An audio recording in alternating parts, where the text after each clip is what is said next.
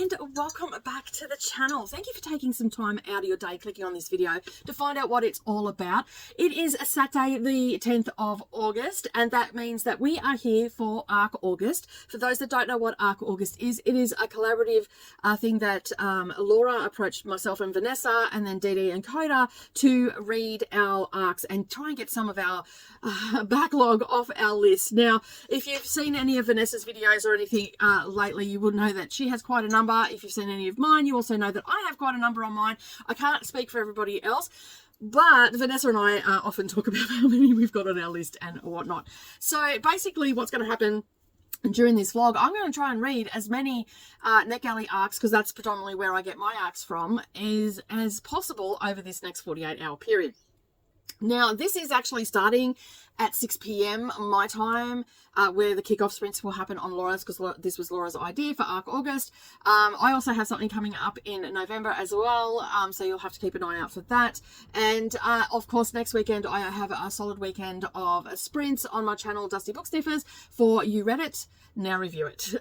So basically, the idea is to read as many arcs as we possibly can, and then next weekend we're going to focus on writing those reviews and getting our NetGalley scores up, or at least getting them into those independent authors that have given us arcs to read and all that sort of stuff. So hopefully you have joined us, because I know that you'll be seeing this video after the fact, but Vanessa is doing it for the whole month, and I am also slipping in as many arcs as I can throughout the whole month as well, because I am doing a pick-ponathon.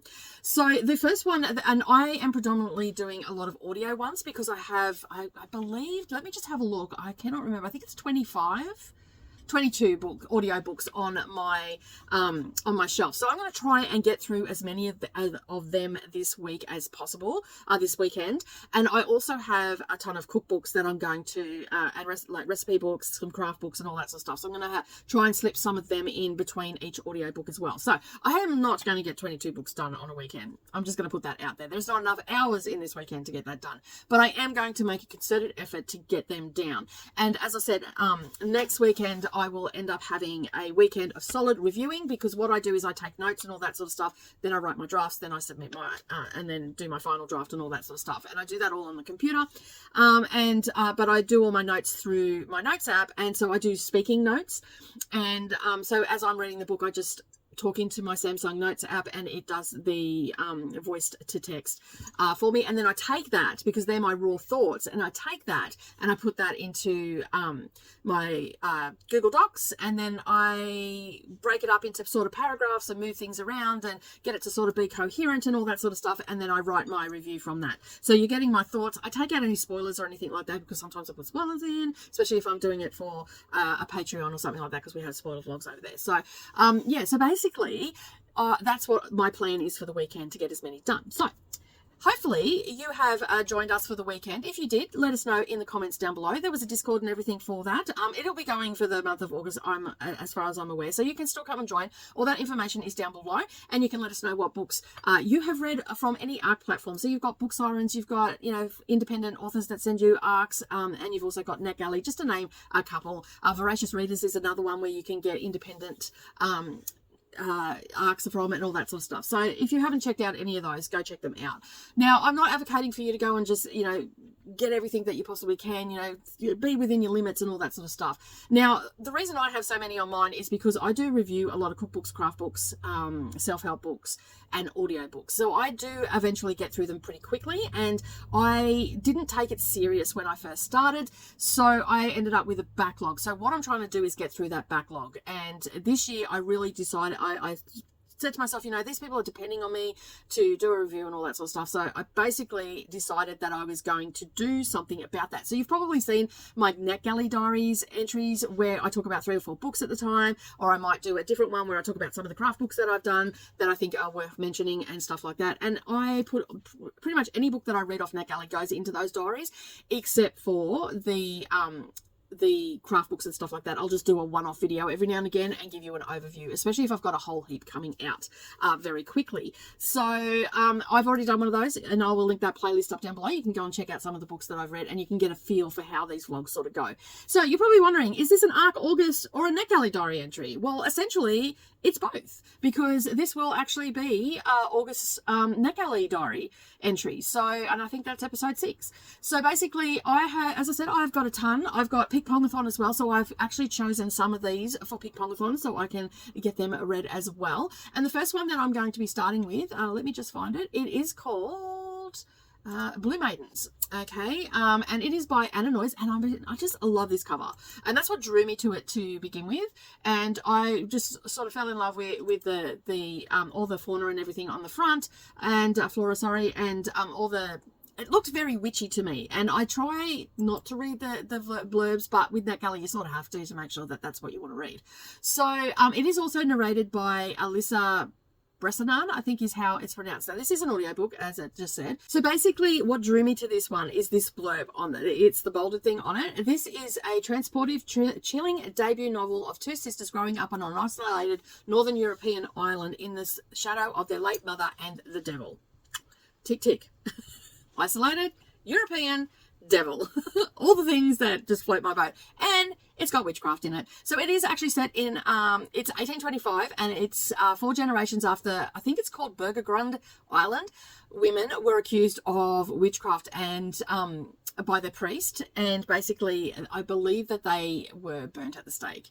So it basically is, as I said, 4 generations after, and there are 2 girls now living on the island with their father, who is the pastor on the island, and their mother is nowhere to be found.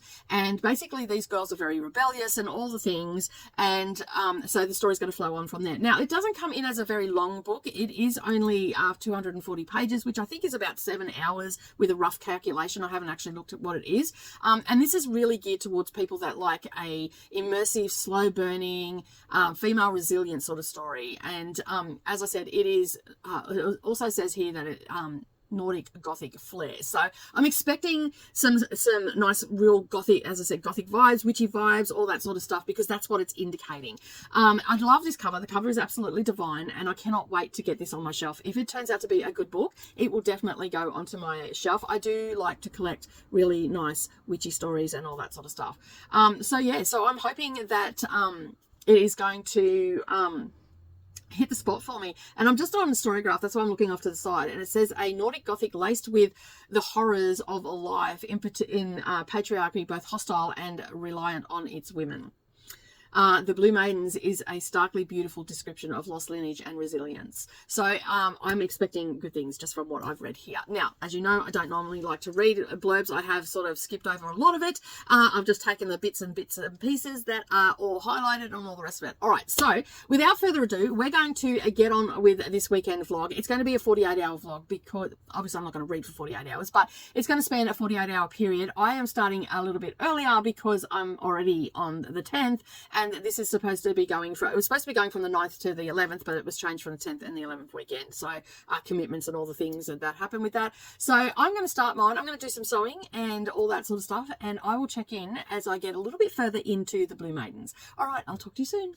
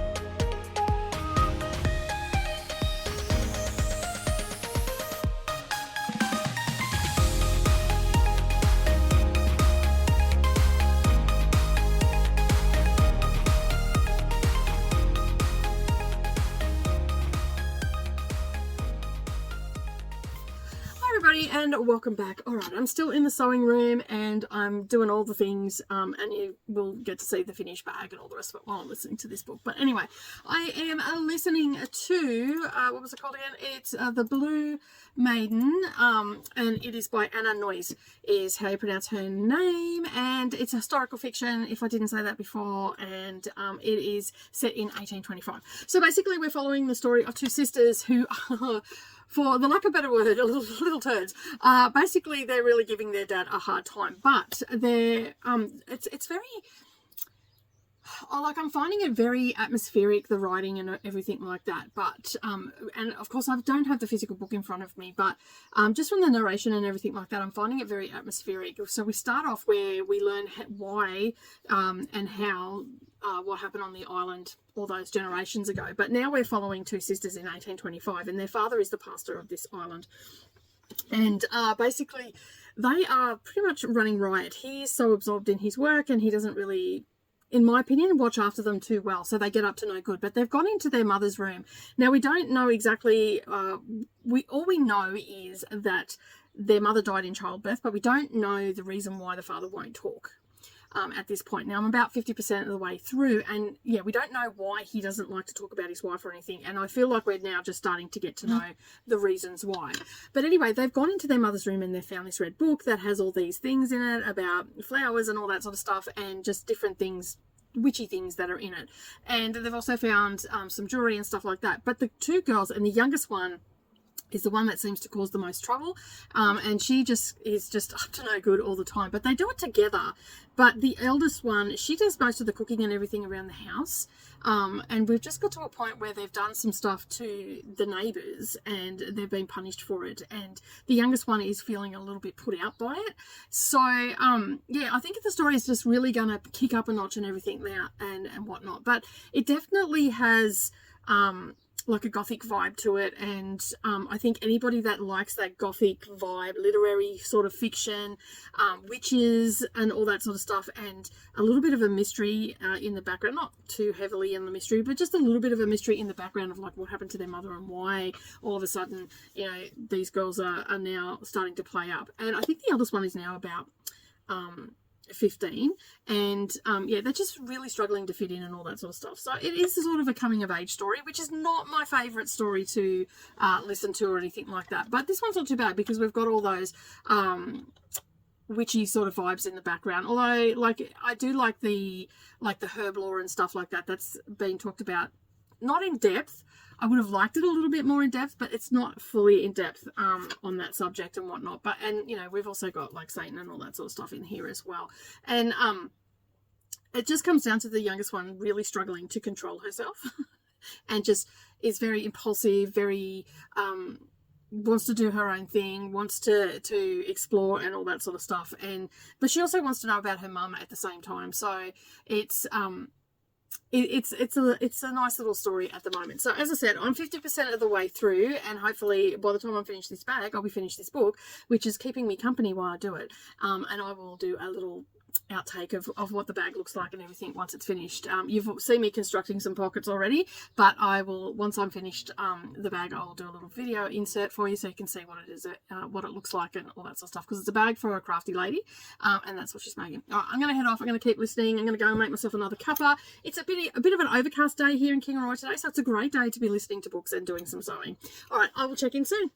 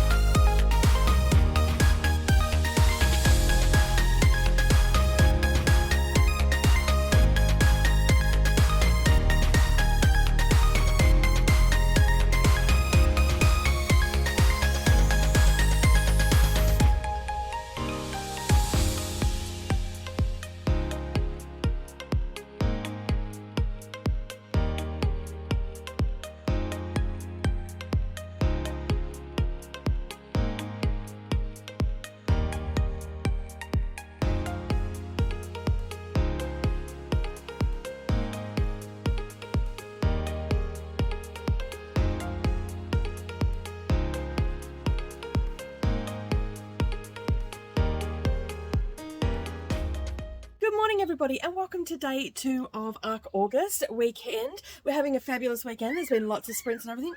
Excuse me, bud. Anyway, I just wanted to check in and let you know how everything's going. So I had a really good day yesterday, as you've probably seen, and today I'm planning on getting a couple more novels read. So yesterday I predominantly focused on one novel, some short stories, and also, which I haven't talked about the short stories yet because I'm still I've got a couple more to go. So I will talk about that very shortly. But, yeah, I had some short stories and I had one novel, but I got a ton of my, excuse me for a moment. Voodoo, what are you doing? Voodoo thinks that she owns the place. Excuse me, Voodoo. Lucky I've got no one else's quilts up. So yeah, so basically yesterday I focused on getting some of my shorter books done, recipe books, craft books and all that sort of stuff. So right now I haven't talked about any of those and I'll just do them in a block. But basically that means that I have once I finish the short stories, that will be my 10th book that I've done for the weekend. So craft books and all that sort of stuff don't take very long to do, and I was on sprints until 3:30 in the morning, so it gave me an opportunity to get a lot done and really focus on them and stuff like that. Like one of the books had hardly any writing at all. It was just basically recipe after recipe after recipe, and I just looked at the layout and all that sort of stuff and how it was set out and how easy it was to navigate and all that sort of stuff. So I'm going to set up the camera in just a moment and then I'm going to start running through a lot of those books and whatnot, so you'll have to stick around for that. There are some really good ones, and right now I'm really leaning towards budget friendly, homesteading, all that sort of stuff. Oh my god, currawong, go away. That sound that you can hear is a bird called a currawong, and that's their call. So there must be another female, or probably a female up the back, because I generally get a lot of currawongs up the back. But I woke up this morning, the August winds are here, so that means that we're going to get a warm change soon, so I'm really happy about that. And I'm just going to flick the camera around so you can see my disaster area of a front yard, because my husband and I are clearing stuff out, so we've moved stuff to the front yard so it's easy for him to get rid of and all that sort of stuff. So yeah, but my trees have lost all their leaves. I have a big carpet of dry leaves and all that sort of stuff, but I did notice the first signs of spring, so let me turn it around and I'll show you. So you can see all the leaves and everything, and this is a tree, but if you look up in that tree, there is another vine that is in that, and that is a heritage rose. It's a massive vine that grows through. Like, I'll have to clip this all back, and I usually do it at this time of year. As soon as I see the first signs of flowers, I'll trim it back to those flowers, but that is the first signs of spring. And so yeah, so I'll start seeing new leaves come in and all that sort of stuff, which means the crazy bird will be back and all that sort of stuff. But you can see it looks very dead out the front of my place, but in summer this is absolutely beautiful because it's all just green. It's got a nice, so you can see I've got stuff here that we're getting rid of. It's got a nice canopy under here, and it's a beautiful place to sit, and I'm going to be setting that up this year, so you'll get to see that. But I'm so excited. We have our first heritage rose coming in. You can see one there, and then let me come down here, and then you can see the other one there, and they're yellow, so this will get it all over soon enough. So I'm super excited that, oh, it's bright out here. We now have the first signs of spring coming through. I cannot wait. And you can see already, like, it's warming up already. I'm in a short, it's quite a heavy top, but it's a spring top. So yeah, I'm super excited that it's all getting done, and I cannot wait to clean up all this area out here. All right, I'm going to head off and read some books, and I'll see you soon. Well, good morning everybody, and welcome back. All right, I have not checked in for the Blue Maiden. Basically, from what I said yesterday, like, it was just about two sisters and all that sort of stuff, and a bit of rebellion and all that, and we were just sort of coming of age and coming into it. I only gave this 3.5 stars.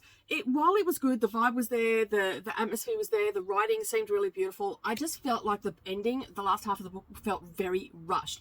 So we had B, and she basically, she was just sort of obsessed to finding out about her mum, and because no one talked about her and all that sort of stuff. So it was mainly focused around that. But then you had the other sister who was older, who was there when she was born and all that sort of stuff. So there was the witchy vibe there, but I just felt like it wasn't really explored enough. And, you know, some people might absolutely love this book. For me, it was a bit of a miss. So I'm only going to give it 3.5 stars. And that's only because the writing style was really nice. The narration was pretty good. It wasn't exceptional. So it was around a 4-star, 3.75 rating for the audio. Some people might not like it because of there was a slight accent, and some people struggle with slight accents. They'd rather just a full-on one or not at all. So yeah, so basically, other than that, I don't really have a lot to say about it. Would I recommend this to anybody? I would recommend this to anybody that liked so maybe Rebecca, if you like that, you'll probably enjoy this one because it has that atmosphere to it and a little bit of a mystery, whatnot. But as like the younger sister was just obsessed with it, and she ended up getting married off to a person that was a lot older than her. And then it turns out that her older sister, the reason that the father, because remember I said we didn't know why the father didn't want to talk about it, there was some sort of, he felt like some sort of infidelity, and this all didn't come out until a certain event happened and whatnot, but it was just glossed over a lot, and it was sort of, I felt like it was just thrown in there, and all that sort of stuff. So yeah, I just felt, I don't know if confused is the right word for it, but I felt a little bit confused. I guess it is the right word, because I felt a little bit confused on what was going on, only because it seemed so rushed. But anyway, I'm not going to talk about it anymore. It is called The Blue Maiden by Anya Noyes, and it is a debut novel as well. So I would definitely read more from this author when they bring it out, just to see if this is their writing style. It ticked a lot of boxes for me, like witchy vibe. It was gothic, Nordic gothic. It was a secluded island. It was about two sisters and all that sort of stuff. There just wasn't enough witchy vibe in there for me, and it just didn't end up resonating with me, even though the blurb made it seem like it would. And sometimes you get that. And I guess it's sort of like a little bit like a literary fiction as well. So sometimes they can, especially gothic literary fiction, can sometimes be a bit of a miss for me. But yeah, just check it out, and that's my opinion on it. You might actually really enjoy it. But anyway, I'll leave the link down below. You can go and check it out for yourself. You can go and check out some other people's reviews and all that sort of stuff, because there are plenty of people out there that really liked it. And so you can go and check those out as well. All right, so yesterday was a really good day for me for reviewing cookbooks and all that sort of stuff. So I am going to run through very quickly, because there's not much to talk about, just some of the beautiful books that I came across yesterday. I had a couple of 5-star ones, I had a 3-star one, and all that sort of stuff. So these books are ranging from craft books right through to an interior book, which if you were on sprints, it was a bit much. But anyway, I'm not going to go too much into pictures or anything like that, because I feel like these covers really show what they're about, and I'll give you a brief rundown on what I liked about them and all that sort of stuff. So the first one I'm going to talk about is coming in at 112 pages. This one has already been published, so it's a new release, well, a newish release. It came out on the 21st of May this year. It's by Kirsten Gerard, and it's called The Beginner's Guide to Tufting. Now, for those that don't know what tufting is, it's like rug making. So you remember the old latch hook? You use the hook and you pull one thing through at a time. Well, this uses balls of yarn and a tufting gun, and you create beautiful objects with it. Now, I gave this 5 stars. This has been put out by Fox Chapel Publishing, and again, like for craft books and all that sort of stuff, I always seem to go to either Lauder or Fox Chapel Publishing for my craft books. They always put a good book together. I've never not enjoyed one of their books, and again, this one's coming into it. So what I really loved about this book is the fact that the passion for this craft was coming through onto the pages by the author. The photographs were beautiful, the projects were beautiful, there's QR codes through it to take you through to different things, and all that sort of stuff. So basically, we get a really close look at what tufting is, how to use the equipment, and all that sort of stuff. And this author has jam-packed 112 pages with information and projects. So one of my favorite projects are the mirror projects that she had. So she's taken a mirror and she's put a beautiful like landscape sort of thing behind it, and they're very funky, retro looking, and that really appealed to me. So I absolutely love this. I've given it a 5-star. I have not written up any of these reviews yet, because that is happening next weekend. So I've just got all my notes and all that sort of stuff. And I felt like the photography was really good in this one as well. So the author has really stepped up the game, being picked up by Fox Chapel, which is really good as well for a craft book.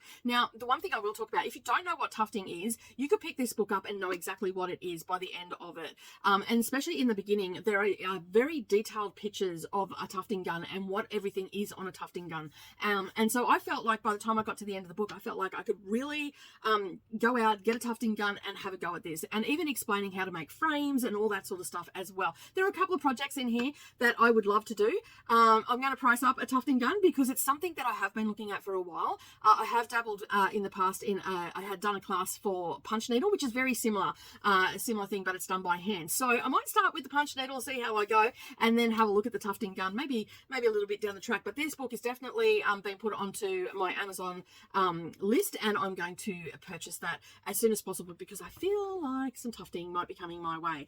All right, let us move on to the next one. And the next one is an Arab Israeli cookbook. Now, I come from a Egyptian family, and so we've eaten a lot of Arabic food over time, and when I was younger and all that sort of stuff. And I love the simplicity of Arabic food. So this one was an Arab and Israeli cookbook. It is by Robin Soanes and Claudia Roden, I think is how you pronounce her name. This one I've actually given 4 stars. It comes under the category of food and wine on NetGalley, and it was published by Aurora Metro Publishing. Now, I do believe this is coming out on the 20th of August. Let me just pull that up because I didn't write that down. Of course, that is always the way when you're, in the throes of doing videos and all that sort of stuff, and you forget to write things down. All right, so let me just find this book. Okay, so this is getting published on the 1st of September, so it's not yet published. So I will leave a link down below to the kip.com of all the books that I'm going to talk about today, and you can do your pre-orders and all that sort of stuff if that's what you're interested in. So this one here, this one was very simply laid out. It had little tidbits of people's lives and all that sort of stuff. So basically, it was just a very simple cookbook. And it was, as I said, it was laid out. It was easy to navigate. It was pleasing to the eye. There were little tidbits about some of the recipes and the people that make them and why they make them and why they love them so much. Not a lot of detail, just a little bit of a tidbit here and there. But it's a very basic fare, very homely, very comforting and all that sort of stuff. And as I was flicking through it, it was reminding me of some of the foods that I still eat to this day and some of the foods that I've eaten in the past. So I'm pretty happy that I picked this one up, and I'm definitely going to be buying this one to put onto my bookshelf for my daughters because they love to cook. Well, one of my daughters loves to cook, and I think she'll get a nice kick out of making some different cuisine. All right, so they're pretty simple on that one. All right, the next one is a little bit of a different one that I reviewed. Now, life got busy and I wasn't able to participate fully in this. You could get like stickers and participation badges and all that sort of stuff, and I'm hoping that this comes back next year because I think that this would be a really good one to do to gear up to August or and that sort of stuff, to get people involved and bringing the NetGalley community together. Now, I'm talking about the NetGalley summer camp.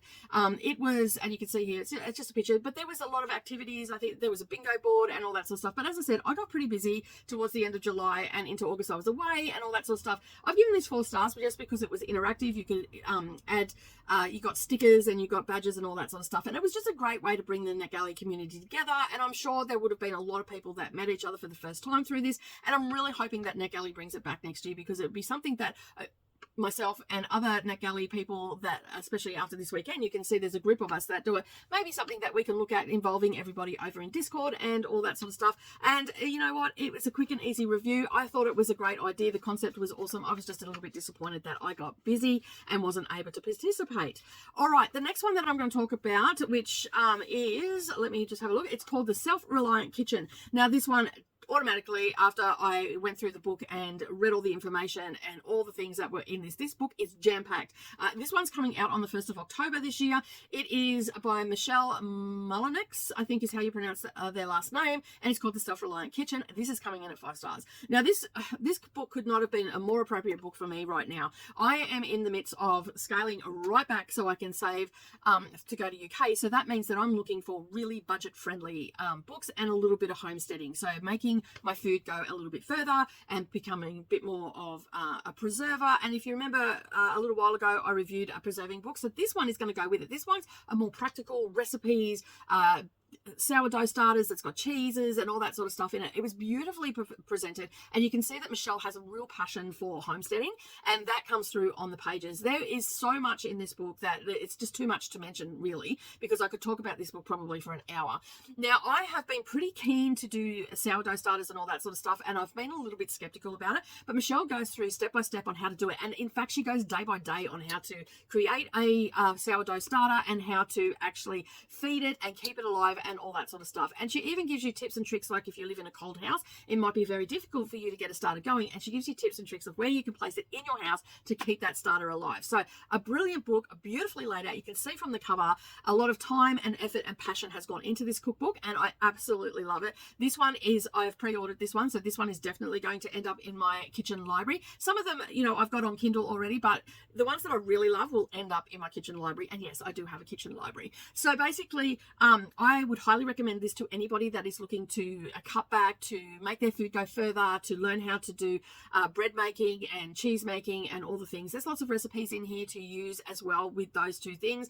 It's not just about that, but that's what was the highlight for me. It just stood out. I absolutely loved it. I devoured it up very quickly. I'm looking at it again this morning and just having a fun time with it. The beautiful pictures in there, and as I said, you can really see the author's passion for this lifestyle really coming through, and it just hit the spot for me. So 5 stars from me, and as I said, that is coming out on the 1st of October. All right, the next one. Now, this one came about at the right time as well. I had just harvested my pumpkins, and this one is called Amish Pie. It's by Laura and Lap, I think is how you pronounce her last name. This is getting published in September on the 3rd, and it's by Skyhorse Publishing and Good Books. I've given this a solid 4 stars. It is predominantly a pie book, so any pie you can think of is in here. Now, I was gravitating towards this again because of that cost cutting, wanting my food to go further, wanting to try a few different pies and all that sort of stuff. So this has sweet and savoury pies in it. So you've got, it's not just sweet pies, so it's got some savoury pies in it. And savoury pies are really good to use up some of your surplus, and then you can freeze them for a later date. So that's sort of why I was gravitating towards this one. As I said, I've given this a solid 4 stars. It's very simplistic in its design, and there's pictures in there of the pies, nothing else. It's like a no frills cookbook, but very much worth it, because what I found that appealed to me was that you didn't just get one recipe for, let's say, pumpkin pies. You didn't just get one recipe, you got 4 recipes. There's 3 variations, and then there's another one that's a little bit different again. So technically you get 4 recipes for pumpkin pie. And I just harvested a whole heap a couple of months ago, and I've still got 2 pies. I've still got 2 pumpkins there that I would like to not just turn into soup and or baked pumpkin. I'd actually like to turn them into pies and maybe freeze them for a later date. I've got a large freezer, so I've got the room there to do it and all that sort of stuff. And I don't need to worry about the power going out because I have a generator to run the said freezers and everything if the power goes out. So this one, as I said, was very simplistic in its design. It had pictures and the pies and all that sort of stuff. There was, you know, a couple of variations on the different pastries that you can make, and there was variations on a few different pies. And as I said, it is a sweet and savory. So if that's something that you're interested in, check it out. I think that you'll really enjoy it. It's a no frills cookbook.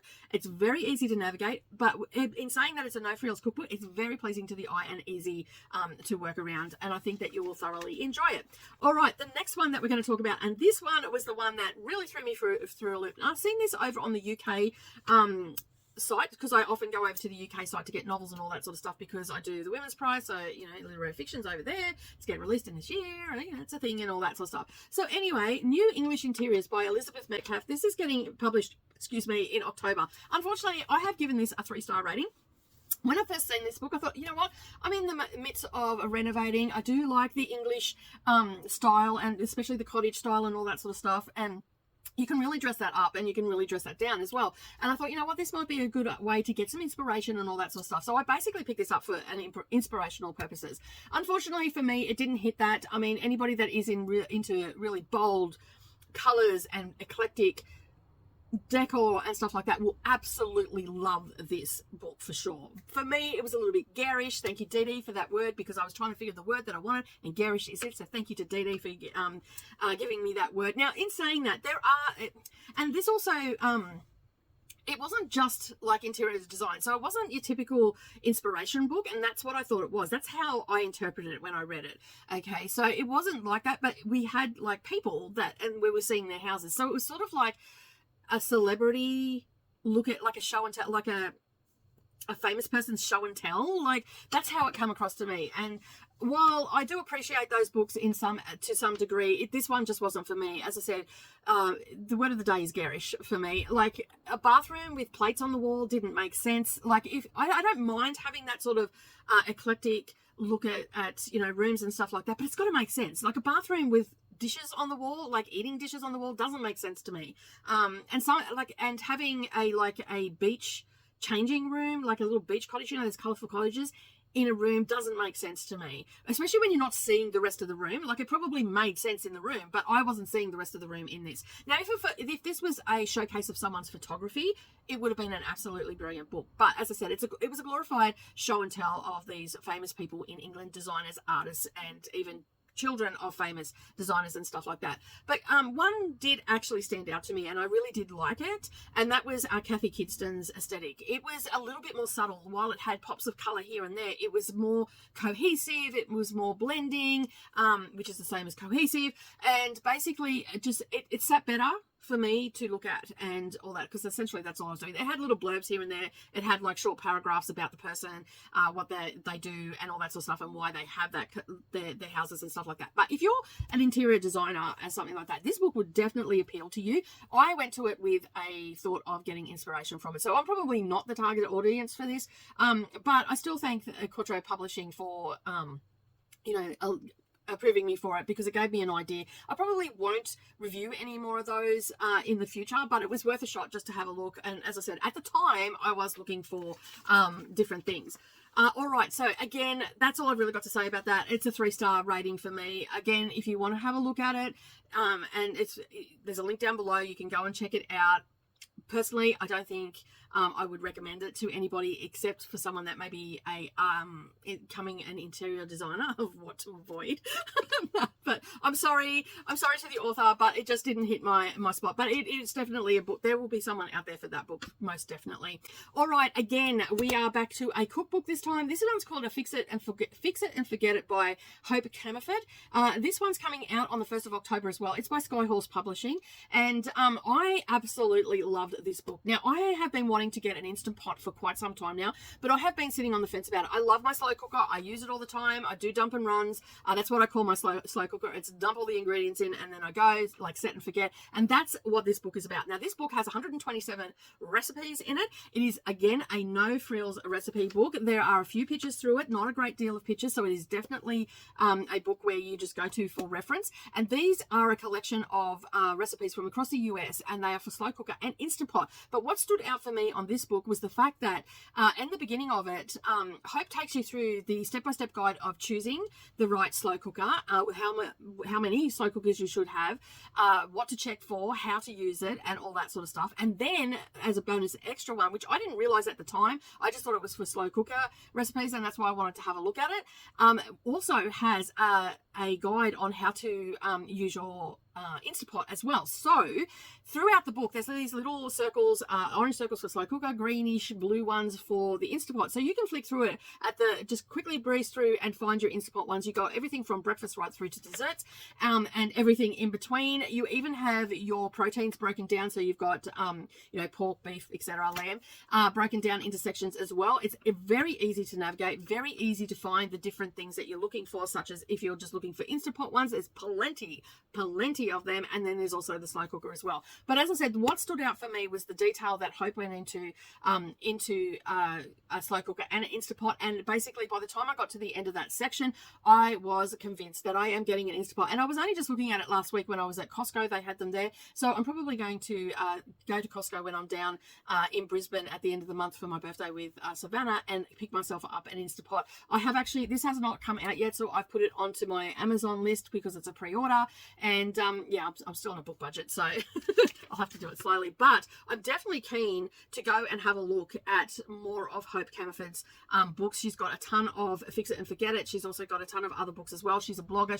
She there's a whole couple of pages in the back all about Hope and what she's into and the books that she's got and all that sort of stuff. So I can see that Hope Camerford is actually going to become part of my my cookbook collection, and I think that I'm going to utilize this book quite a bit, especially for beans and stuff like that, because I'm gearing back and I want budget, and this is a budget friendly one as well. So your basic stuff of beans and potatoes and your cheap cuts of meat and all that sort of stuff, because you're using the slow cooker, so you can it becomes more tender and all that sort of stuff. So this one again came at the right time, because as I said, I'm saving for the UK because I want to go and meet some of my UK friends and go and travel around with my daughter as well. All right, the next one that I have started and I have not yet finished, but I have a lot of thoughts about. I've got a couple more stories to go, so I've been just jotting things down. This one is already out. This one's called Beyond the Bounds of Infinity. This is a cosmic horror collection of short stories, so an anthology, and it got published on the 23rd of July 2024. It was a bit of a confusion because there was the wrong date on NetGalley, but it only just came out. So it is a great collection of stories from different, very diverse authors and all that sort of stuff. So you got let me just bring it up here. There's LGBTQ plus, and then there's disability rep, all that sort of stuff. And these authors are authors that somewhat would get overlooked and in the bigger scheme of things. So a collection of 19 stories have been put together. Now, some of them were okay, some of them were a little bit better than okay, and then some were really good that I enjoyed. So I don't normally get along very well with anthologies because I like more from my, like, you know, I read a chunky book. I love a chunky book. I love a good story. I love a good yarn and all that sort of stuff. So I don't always get along with short stories, but I wanted to give this one a go because sometimes horror short stories hit the mark for me. But this one, while I appreciate the fact that we were bringing all these diverse authors together and they were putting out their works and all the rest of it, I just feel like some of these authors just didn't get enough time on the page, and I would really love to go and investigate their work further. So for me, while this book didn't hit the spot, it's actually made me go and investigate some of these authors a little bit further. I'm still putting a collection together and seeing what they've got and all that sort of stuff. That'll probably take me a couple of weeks of investigation, bit by bit, you know, no need to rush into these things. But as I said, some of them I just felt like the authors just needed more time on the page. The first story just didn't even make sense to me at all. I just didn't get it, and all that sort of stuff. But if you're into cosmic horror, you're definitely going to enjoy some of these stories. But if you go and look at the reviews, now that I've only got two stories left, and before I got on camera this morning, I went and had a look at some of the other reviews, and I'm not the only one that feels this way about the authors just needing more time on the page and whatnot. So I'm hoping, I have my fingers crossed that the authors get some more time on the page and we get to see more from them, because I think a few of these authors really will have something to bring to the horror table, and I would love to see it. Like the Effigy of Monstrous Things, I felt like that could have been an amazing novel. Not necessarily a long one, maybe a 200-page one, not a 5-page story. So yeah, I just feel like that this one, it's great because it's going to introduce you to some authors that you've not heard of before. It's also bringing diversity together in one spot as well. So if that's something that you're looking for, it'll again show you authors and what they're capable of. And I just feel like that some of these authors had more time on the page, they would have actually been probably recommended a lot more than what this book will actually do for them. So overall, I've given this a 3.75 star rating. And it's hard to rate short stories because for all the reasons that I just said, I feel like they don't get enough time on the page and all that sort of stuff. So what I looked at was the overall stories, how well like how well it flowed through the book, and it flowed pretty well. And basically, you know, it's a cosmic horror, so I was sort of rating it, was it horrific and all that sort of stuff. For someone that doesn't read horror, you probably find some of this stuff pretty how you're going. For me, I like a little bit more gore and stuff like that, but I do like things that when you look at like people, the one of the stories, the girl has OCD, that I was really interested in that, and that one, it was probably something that could have been explored a lot further. So that excited me that this was in here, and I hope that author does, you know, write more about around this story, if not the same characters, but brings a character to life through this sort of thing. And the Effigies of Monstrous Things, that one was, you know, a single dad, you know, trying to keep his daughter safe in a environment that wasn't so safe and all that sort of stuff, and I feel like that one too could have been explored a little bit more. I was very excited as I was reading it. It actually was exciting me because there was that gory element to it, that horror element to it. And Effigies, I'll let you use your imagination just there. So yeah, I really enjoyed those two stories are the standout ones for me. There was a couple other ones there that I haven't written down the names, and once I do my review, I'll have those names written down. I'm just going to reflect on that a little bit more because, as I said, I've still got another 2 to go. But at this stage, I can pretty much tell you that, you know, this is the vibe of the book and this is how I felt about it and all that sort of stuff. So yeah, so that is all the books that I reviewed yesterday. So I had a really good day. The Beyond the Bounds of Affinity is an ebook, but I put it through Speechify, so I was able to get through it a little bit quicker. I didn't have it going too fast. I had it at 1.7 speed, and I listened to Erica. I started out with Gwyneth, but then I went to Erica, and Erica seems to be my favorite female narrator.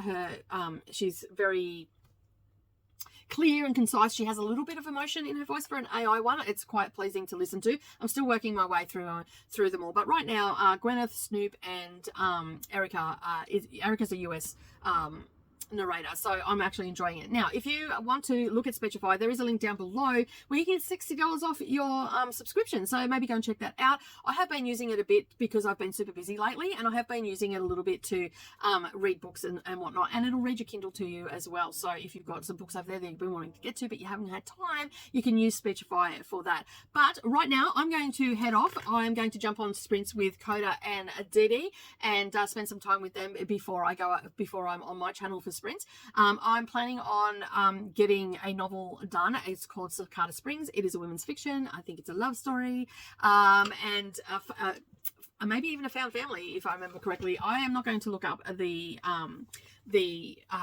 synopsis or anything. I'm just going to go into a blind. I got it ages ago. It is past due. It's already been released, so I'm going to get into that. Yeah, so don't forget, if I'll mention this now as well, don't forget next weekend we have a solid weekend of writing reviews. So even if you didn't participate in ARC August and you've got a ton of reviews that you need to write, come and hang out with us, and we're going to focus on writing reviews and all that sort of stuff. So we've talked a little bit about it over the weekend, where you know, what formula I use for cookbooks, because a couple of the hosts were like, oh, cookbooks, I haven't even thought about looking at those. So yeah, I talked a little bit about, I have a formula that I use for cookbooks, and it's basically, you know, the how, the why, the what's, and all that sort of stuff, and I put that together, and that's managed to get me 7 featured reviews on NetGalley. So if that's something that you're interested in, I'll probably be talking a little bit more about that. I'm not an expert by all means. I'm someone that struggles to write, so this is a formula that I use, and it might help you too. Anyway, I'm going to go and get on sprints and drink my coffee, and I'm happy that you're having a fabulous day, and I'll see you in the next check-in. Bye!